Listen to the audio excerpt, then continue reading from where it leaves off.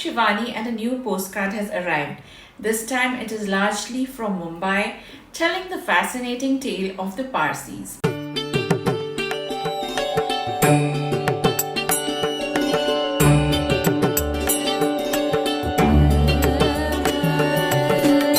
Parsis are an ethno-religious group of the Indian subcontinent whose religion is Zoroastrianism. Their ancestors migrated to the region from modern-day Iran following the Muslim conquest of Persia in the 7th century CE.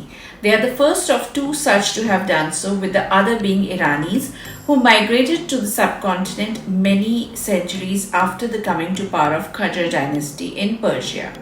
According to Zoroastrian epic Qissa-e-Sanjan, Parsis continued to migrate from the collapsed Sassanid Empire to Gujarat in between the 8th and the 10th centuries CE, where they were given refuge to escape religious persecution during the early Muslim conquests. Over the years, Parsis assimilated beautifully into Indian society while maintaining their unique features. India too gave a kind, nurturing environment to this genteel and distinguished community. The word Parsi is derived from the Persian language and literally translates to Farsi, the language which was spoken by them, effectively identifying the Parsi people as pre-Islamic Zoroastrian ethnic Persians in India. In ancient Persia, Zoroaster taught that good and evil were opposite forces and the battle between them is more or less evenly matched. A person should always be vigilant to align with forces of light. Thus, they live by the dictum of living by good thoughts, good words, and good deeds. The Zoroastrian holy book called the Avesta was written in the Avestan language, which is closely related to Vedic Sanskrit. According to the Qissa-e-Sanjan, a tale of the journey of the Parsis to India from Iran, the Parsis were granted permission to stay by the local ruler Jadi Rana on the condition that they adopt the local language Gujarati and women adopt local dress, the sari. They had to marry according to the local customs and carry no weapons. It is believed that the ruler offered a bowl of milk which was full till the brim, and the leader of Parsis added some sugar to the milk, thus indicating that they will be assimilated in the land and only add sweetness. The ruler was impressed and the refugees accepted the condition and founded the settlement of Sanjan, which is said to have been named after the city of their origin, Sanjan near Merv in modern Turkmenistan.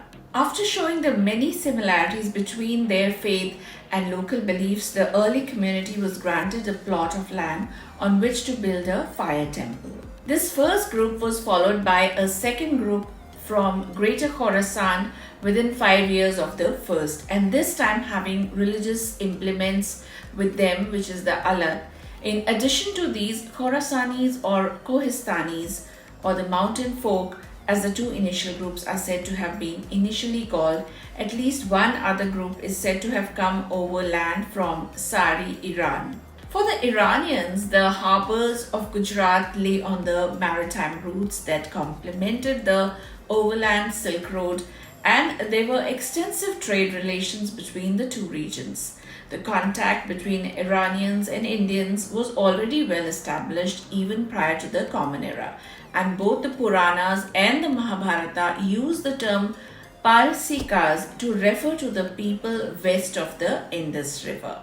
The next several centuries were full of hardships before Zoroastrianism gained a real foothold in India and secured for its adherents some means of livelihood in this new country of their adoption. Following the commercial treaty in the early 17th century between Mughal Emperor Jahangir and James I of England, the East India Company obtained the exclusive rights to reside and build factories in Surat and other areas. Many Parsis who until then had been living in farming communities throughout Gujarat moved to the English-run settlements to take the new jobs offered. In 1668, the English East India Company leased the 7 islands of Bombay from Charles II of England. The company found the deep harbour on the east coast of the islands to be ideal for setting up their first port in the subcontinent, and in 1687 they transferred their headquarters from Surat to the fledgling settlement. The Parsis followed and soon began to occupy posts of trust in connection with government and public works. That is the reason for this anglicized community. Parsis went on to more or less build the city, what we see as Mumbai today. Much of the major landmark buildings, schools, hospitals, parks in Mumbai, especially South Bombay, such as Jahangir Art Gallery, Taj Mahal Hotel, Crawford Market, etc., are mostly built by this enterprising community.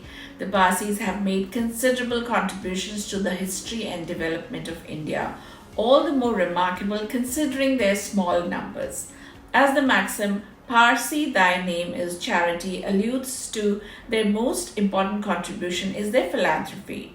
Surprisingly, in Sanskrit, the term means one who gives alms. The term Parsi. Mahatma Gandhi once said, and I quote, "I am proud of my country, India, for having produced the splendid Zoroastrian stock in numbers beneath contempt, but in charity and philanthropy perhaps unequaled and certainly unsurpassed." Parsis were prominent in the Indian independence movement, include Firoz Shah Mehta, Dadabhai Naoroji, who was a mentor to Gandhi, and Bikaji Kama. One cultural symbol that distinguishes elegant Parsi women is the beautiful gara, or exquisitely embroidered saris they wear, which are family heirlooms, costing lakhs of rupees. Since Parsis in British Raj were involved in trade with China, they brought back these exquisite Chinese embroidered saris for their wives.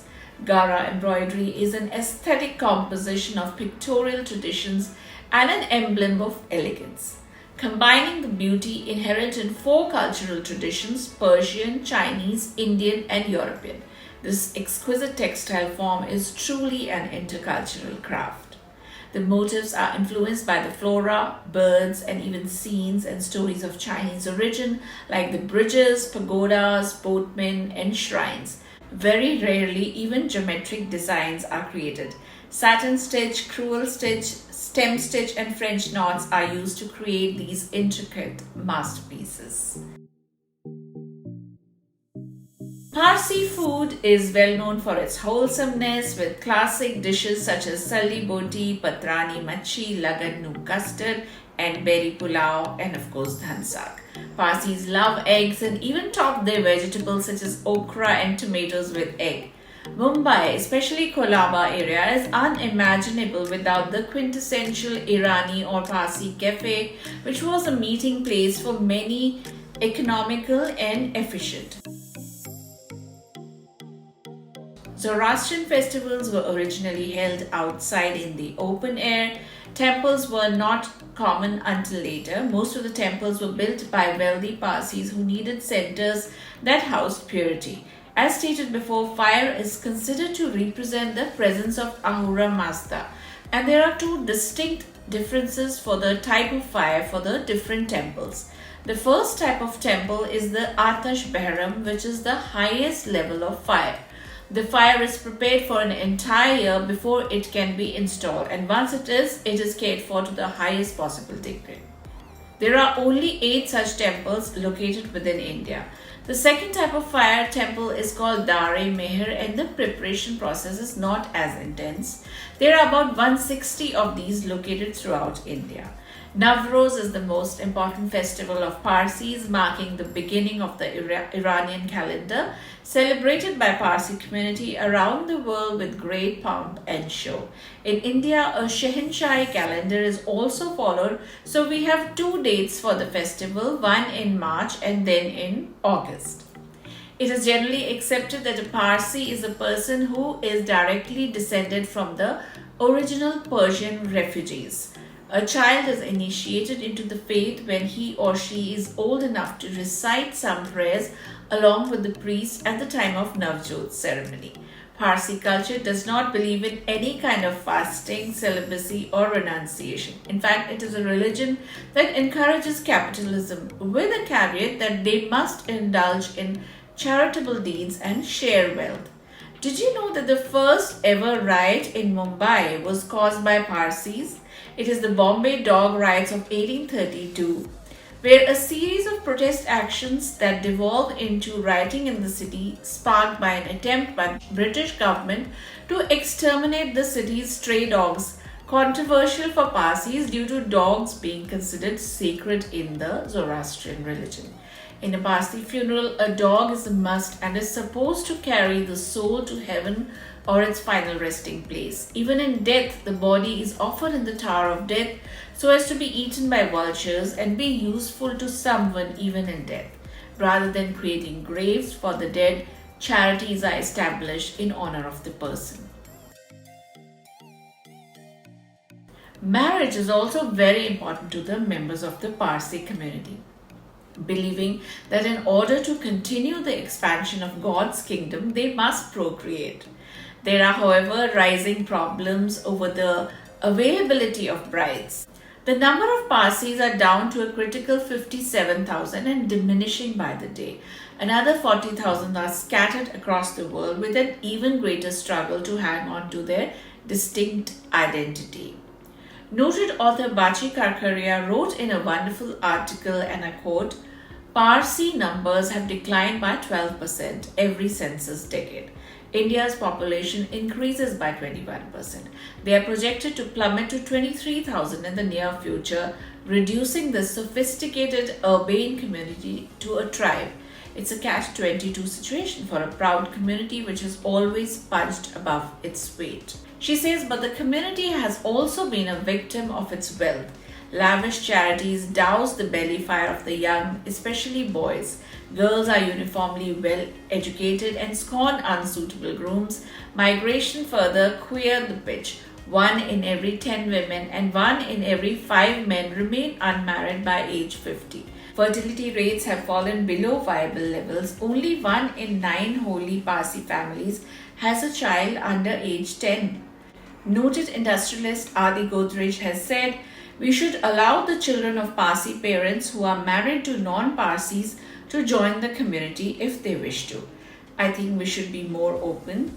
We are the only religion in the world which does not accept people who want to join the religion. I don't think that can last for long. Whatever it is, one thing one can say is that way beyond the eccentric Are Dikra caricature portrayed by Hindi movies, Parsis have earned immense respect, love and admiration from people of India and truly serve their adopted land to the core. Particularly notable Parsis in the fields of science and industry have been Homi J. Bhabha, physicist, Homi N. Setna, J.R.D. Tata and Jamshedji Tata, regarded as the father of Indian industry, Adar Poonawalla, who spearheaded and enabled the vaccination of India, the families of Godrej, Tata, Petit, Kowasji, Poonawalla, Wadia, Shapur, Palonji, Mistry, and many other important Parsi families. Other Parsi businessmen who we admire are Shaw Manakji Petit, Nes Wadia, Neville Wadia, Jahangir Wadia, and Musli Wadia. In music and entertainment, who we admire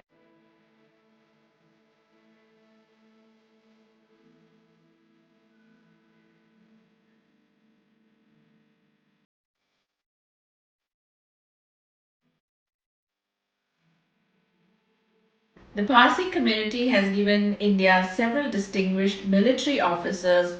Field Marshal Sam Manekshaw, who was the Military Cross, the architect of India's victory in the 1971 war, was the first officer of the Indian Army to be appointed a Field Marshal. Admiral Jal Khurshedji, the first Parsi to be appointed Chief of the Naval Staff of the Indian Navy. Air Marshal Aspi Engineer served as India's second Chief of Air Staff post-independence and Air Chief Marshal. Fali Homi Major served as the 18th Chief of Air Staff, Vice Admiral RF Contractor. The list goes on. Well, thank you for watching this very special postcard from Bharat. Namaskar and Aujo.